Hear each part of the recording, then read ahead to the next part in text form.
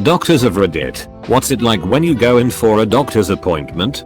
Do you and your doctor discuss what's wrong with you like it's a group project? Do you not go at all because you're your own doctor? It depends on what I'm going in for. As a background, I'm an oncologist, so I've trained in internal medicine before. For most internal medicine type stuff, I don't bother going in unless I need something that I can't easily get for myself, for example, labs or images. For specialty stuff I wasn't trained in, I go in and try to give them the best history I can, but let them do their own thing. Internet high five from an oncology patient. Thanks for doing what you do. I don't get involved in the management. I let the doctor seeing me lead that, unless they missed something huge, and I would just double check. The main difference is I can present the whole history and relevant info in about 30 seconds flat, and the doctor with that info can just give me the management plan in about the same time. Fastest consultations ever. Very methodical. I was at a lecture a couple of years ago, performed by two doctors who'd undergone treatment for breast cancer and written a book about it together. I remember her talking about her diagnosis. She was a breast cancer surgeon herself, you couldn't make it up. She walked into the room, saw her own scans with the doctor, and her heart dropped. She barely heard a word he said because she couldn't stop the flood of information she was getting. Looking at the scan, she knew if she'd need surgery, chemo, radiotherapy, how long it would be, what her estimated survival was. I don't think they discussed it like a group project, but I suppose she couldn't stop herself from listening to her own internal monologue since it was her own field. I remember her saying she'd found it, in hindsight, an incredible learning opportunity regarding how to interact with patients, and that she thought about it a lot. Doctor here, neurologist. I'm not good at going to the doctor. I don't go often, but when I do I usually just STFU, especially if it's a field of medicine I have no idea about, like say, derm. That being said, the doctor usually knows I'm a physician as well, and so the language terms to be more technical. I also find that we practice less defensively with each other since we can be more open. We could do ABC tests, but honestly what you probably have is X, so take this, and if it doesn't get better then we can do ABC. Real question is, do you understand the prescription the other doctor writes? My mom's a GP and she usually just self-diagnoses most of the time, but will sometimes get a second opinion. She doesn't really go to another doctor, just calls them to ask about stuff. Her contacts are filled with all kinds of doctors. It's like a secret underground community. For stuff like getting ultrasounds etc, then yes, they do discuss stuff like it's a group project. I hope you get some doctors in here to give personal answers. Paul Kalanithi did address this a bit in his book When Breath Becomes Air. At first in his cancer treatment he was very involved in the decision making, and the way he described the conversation with his oncologist was more like a collaboration. Later, she reminded him that he didn't have to participate in the decision making and that he could just let her be the doctor and focus on himself. He ended up taking her up on this offer. So even between the same patient and doctor, the relationship varied.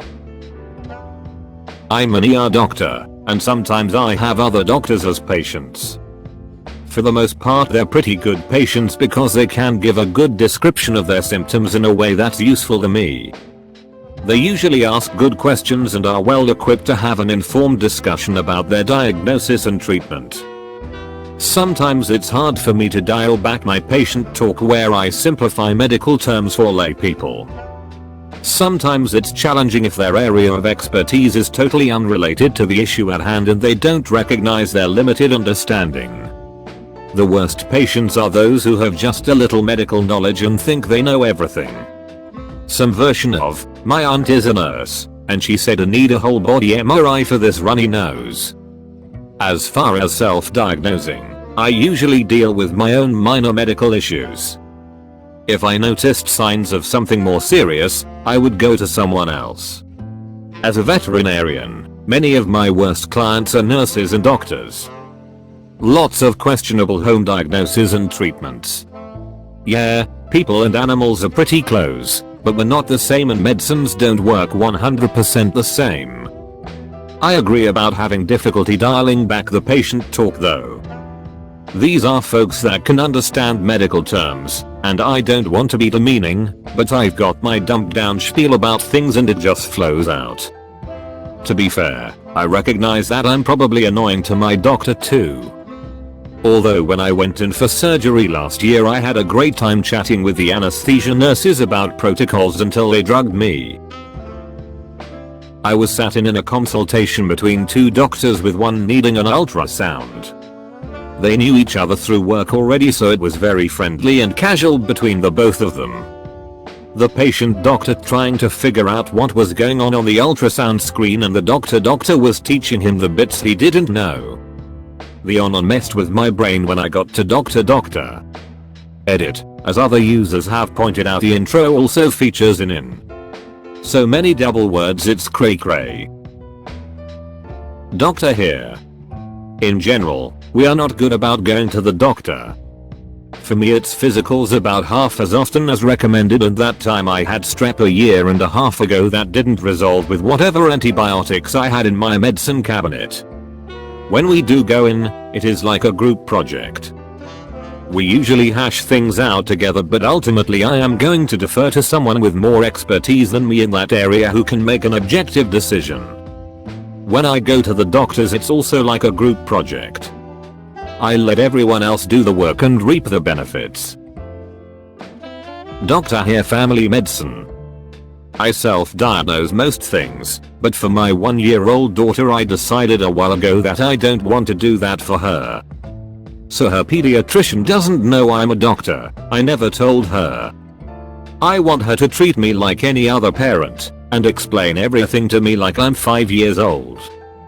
I'm afraid of it being too nonchalant with my daughter's health that I'll miss something, or the doctor assuming I know more than I really do. It's actually a strategy I've adopted since on myself. If I go to a doctor, say a gynecologist, for a routine checkup, I sometimes just don't say what I do so I can legitimately ask dumb questions about things that I should really know, or so that the other doctor won't leave out important info that they assume I know for fear of insulting me. On the other hand, my regular doctors do know, such as the gynecologist who saw me through my pregnancies, and that enables more complex and nuanced discussions about health decisions, as in debating questions and giving me options that he wouldn't necessarily do with IT patients. BC he can be sure I understand the medical pros and cons well once I'm given a basic explanation. DR here, it is a bit dependent on the field of medicine involved. For example, I don't know much about neurological issues, so if I went to see a neurologist I certainly wouldn't be chipping in. For more generic conditions I have previously offered my thoughts to my doctor about what it could be. Ultimately I still go to the doctor as they can prescribe drugs or do tests for me that would be questionable for me to do myself. Your answer seems to be the most genuine and reasonable answer yet, Ty. Both my parents are doctors, and they see each other as their doctors. For their situation, they don't make appointments for anything, so if I or they get like the flu they just write a prescription. If they need specialists, they usually tell them they are doctors and they get better treatment like skipping lines or whatever, or they know each other already so it's chill. I'm sorry this kinda sounds spoiled, but it's my experience. Sounds awkward. Looks like you picked up an STD. I prescribe a divorce. Obligatory, not a doctor, but spouse of a doctor. I thought I might have a ganglion cyst in my wrist because I could feel something inside that was causing pain when I moved my wrist, so I scheduled an apt with an orthopedic surgeon hand specialist. I had my husband come along, interventional radiologist, in case there were questions I wouldn't have thought of asking or something I needed more explanation on later. The ortho hand surgeon was friendly and used layman terms with me but technical jargon with my husband. It was funny to hear the switch between your wrist bones, tendons and blah blah, anterior blah blah, medial blah, whatever he said to my husband. At one point they did an ultrasound on my wrist to determine if it might be a cyst or if I should get a more detailed MRI. x-ray, and the surgeon asked my husband if he wanted to take over the ultrasound since my husband trained in diagnostic radiology as well, and he totally did. Weird to have your husband moving the ultrasound wand and pointing to random blobs of static. They both agreed it was a cyst, even though it looked like a whole lot of static and nothingness to me. So it was interesting to see my husband defer to the surgeon for his specialty and vice versa. Edit. Just remembered that time we took our cat in for an x-ray because she was developing arthritis and we weren't sure how severe it was or if her bones were deteriorating. My husband actually took her x-ray in and had an attending in radiology read it, and they were both convinced our cat had bone spurs or little bone growths around her spine near her hip. He was about 80% convinced that our cat's spine was absolutely wrecked.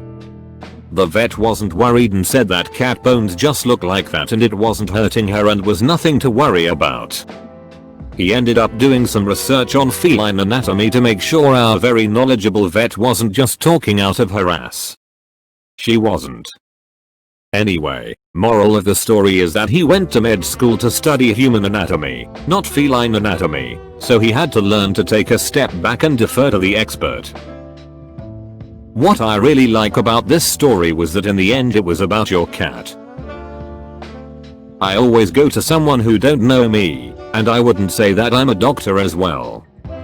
On the other hand, Miso is a doctor too, and whenever we feel something we do discuss it like a group project in which he always refused any treatment until his symptoms got to the very worst. I try to act like any other patient. Medical people can very much sabotage their own care by taking shortcuts or perhaps declining to approach their own problems the way other patients do. It's a mistake. I have seen harm done that way. I don't come in for trivial things like self-limiting infections or things that are harmless because I know that they are. But I do go see my regular doctor for problems that really bother me or for routine exams like anyone else. It can be weirdly stressful to be the doctor or the patient in this kind of interaction. I've learned to not let it bother me when I am the doctor seeing other doctors. It can be harmful to the doctor as a patient if you let that kind of interaction get to you. I try not to generate stress for other doctors who see me and know what I am. That could be detrimental to me. My mom is a nurse and never tells the doctors what she does for a living. It's so they'll speak to her not as a nurse but as a patient. Even though she can understand what they're saying when they use their medical jargon, she doesn't want them to be overly comfortable using the jargon while treating her. I can understand the idea, but that sounds so tedious. I know as an IT person, on the rare occasions I have to get tech support for something, I try to let them know that I'm in IT just so I don't have to go through the press the Windows key. It looks kinda like a wave flag at the bottom of the screen. You know stuff. Feels like it would be the same for healthcare. I already feel like they oversimplify things for me, and I'm not even in the field. Edit. To clarify, I don't blame medical professionals for oversimplifying things. Working in tech, I also understand that the average human comprehension of any remotely scientific field is staggeringly low. My grandpa was a cardiologist and he's the worst at knowing when to go to the doctor. As he got older he would get cardiac arrhythmia but keep saying that everything is fine and he doesn't need to get checked. I'm guessing everything was not fine? Doctor here. Like someone else said, if I'm seeing a specialist of a particular field then I'm unlikely to have anywhere near as much knowledge as them, so I would consult with them just like any other patient. If it's something more general and I'm seeing a GP, for example, I will tell them I'm a doctor so that they don't go into lengthy layman's explanations, but generally will try to have a normal doctor-patient relationship. I might throw in an opinion on what I think, but ultimately I try to shut up and respect that they are a professional and not tell them how to do their job. It's hard to be objective, too, when the patient is yourself or a family member. Having someone give their unbiased opinion is often more useful than self-diagnosing, or at least might add some more knowledge or insight that you may not have yourself. Had a relative who was an old-fashioned veterinarian and probably the worst patient because of it. This guy would argue with his doctors about his prescriptions and then order the meds through the vet pharmacy cause they were significantly cheaper. Which makes sense, I guess. Why pay $50 for a particular med when he can source the exact same thing for $5? But still, it looked kinda funny when he was in his 80s hobbling around with heart meds that had "for dogs only" in big print on the bottle. Edit. Clarify vet equals veterinarian. It's not rare for a doctor to self-diagnose and just go to a clinic to get someone to confirm it so they can get prescriptions, but you're not supposed to be diagnosing yourself and should be acting like any other patient. Describe symptoms and let them decide what you have for themselves. Always heard doctors are the worst patients. Anyone who is in any trade at all is a terrible customer in said trade. Example, mechanics are the worst customers for a car dealership service department, as are engineers. I know I'm not the intended target, but I'm an RN case manager for a primary care clinic, and going as a patient into my primary provider's office is funny. But generally, for me, I've found I lose all sense of medical knowledge when I or my kids are the patients, maybe out of panic. So I have called the Tridge Advice RN for my kids, a job I do on a daily basis, and if my provider asks if I have any diagnostic requests for my own medical care, I always tell her, "You're the doctor, I trust your judgment on how much or how little she wants to order." I had a lovely dear friend in Poland who was a vet. One day his upstairs neighbor came screaming, running down the hall looking for him. It turned out his little girl had stuck a safety pin into the roof of her mouth. And even though he was a pediatrician, and one of the best known and loved in Warsaw, he couldn't reach in his daughter's mouth and pull it out. He had to get my friend the vet to do it. So in 2 words, IT's awful. I've been in as a med student where during the examination I was taught and quizzed about what I thought the problem was. And now 2 years post qualification I still hate it. In training you tend to move around a lot, which means little to no continuity with your own healthcare, so I've tried a few approaches. Sometimes I don't say I'm a doctor at all unless I'm specifically asked, and I just give them a really obvious textbook history as to what's going on so that they can't misdiagnose me.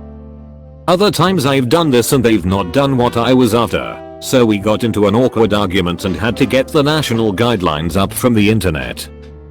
Now that I've settled a little, my doctor knows me, and generally will let me tell them what bloods etc I want, or the diagnosis if I have an idea. Then we'll agree on what to prescribe or future management, which is amazing. Hope this helps satisfy your curiosity. This a good question I would like to know as well. Settle down. Nobody said anything about a proctologist. Thank you for watching. Don't forget to like, subscribe and leave a comment.